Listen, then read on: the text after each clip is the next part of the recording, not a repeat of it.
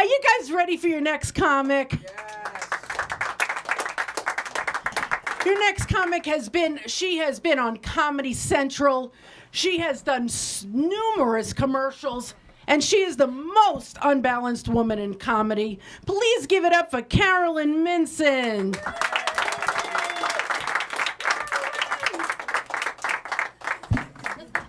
I wasn't kidding. Hi, give it up for Randy.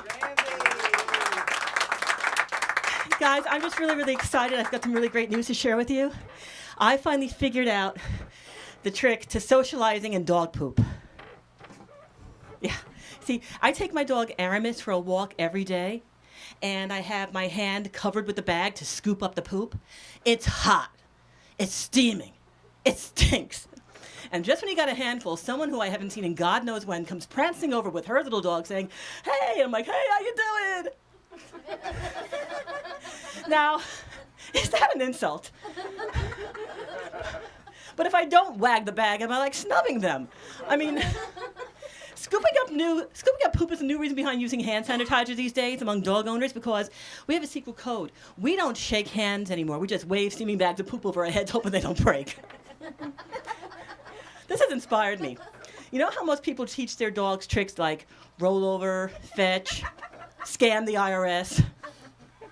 Yeah, I taught mine the dump and run. Observe. I'm walking with my dog. He stops to cop a squat. I'm checking to see who's checking this out. I pretend to pick it up and then we run!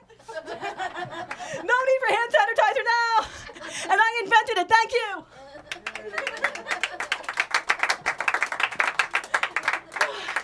Every day I take Aramis to the dog park so he can run and play and smell the heinies of many strange dogs. And this trailer park queen shows up all the time. We call her the poop Nazi. She brings her posse of Dachshunds and German Shepherds, who she calls inbred psychos.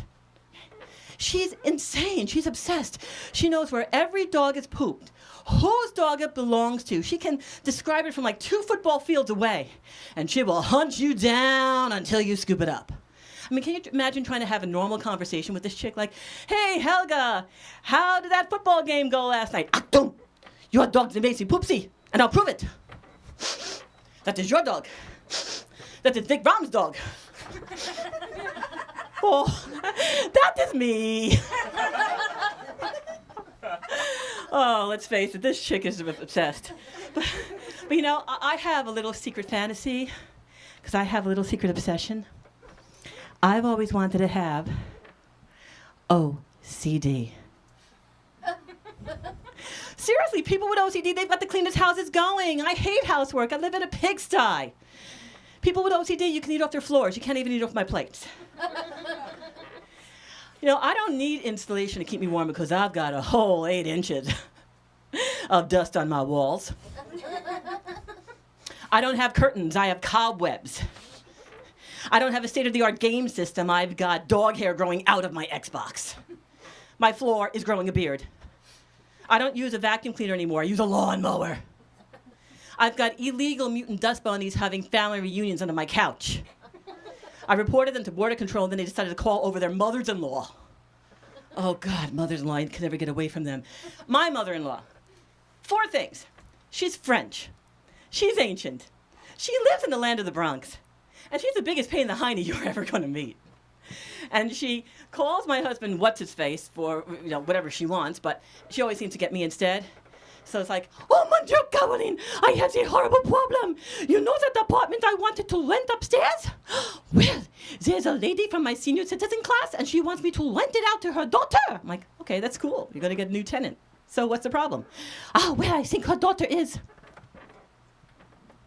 black."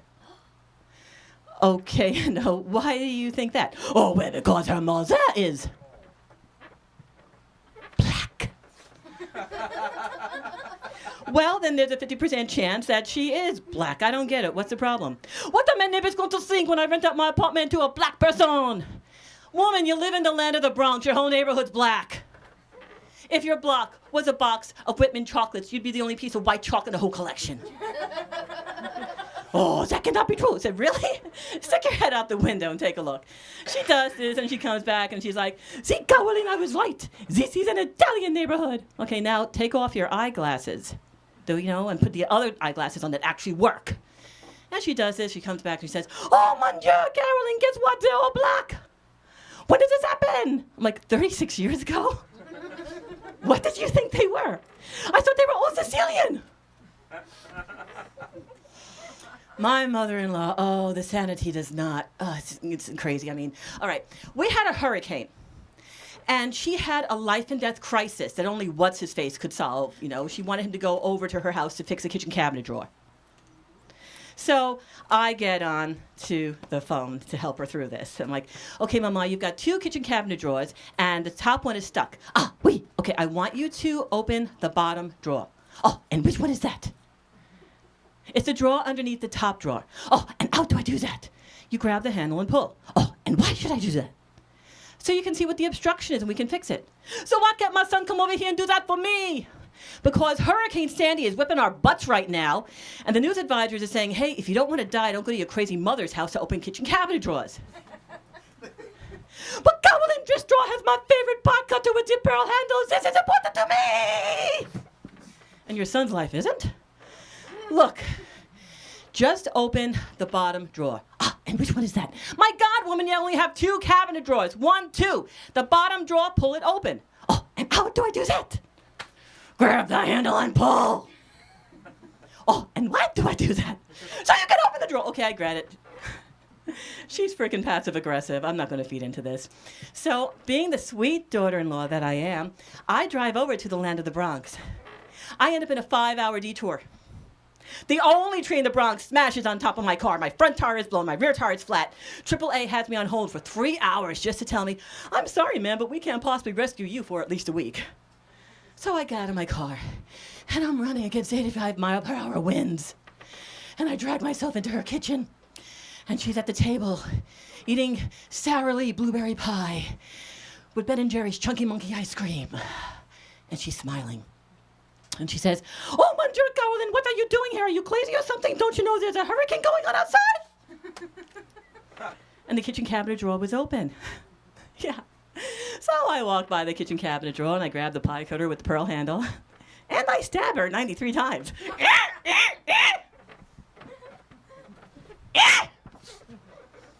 Then I had the Chunky Monkey. It was good. I'm just wondering, is this what's going to happen to my brain after years of, the remnants of having children? I mean, women have told me that when you have babies, all they do is take and take and take. They take the calcium from your bones, the sanity from your brain, the strength from your body. But no, not my babies. No, my Wesley and Sabrina, they gave. Oh, they gave and they gave and they gave me the biggest stretch marks a mom could ever hope for. Yeah, we're not talking about bicycle tracks here. We're talking monster truck tire tracks. Got my spare tire. Got my Chieftain Remington 7.50R 16 load range D tire. And my tractor trailer Genco radio tire. And my husband, what's his face, still thinks he's getting a Hummer. Hell no, that ain't happening no more. Thank you, you guys. Been absolutely wonderful. I'm going to give you back to the wonderful Freddie Lupo. Thank you, Carolynn. Keep it going for the wonderful Carolynn Mincin.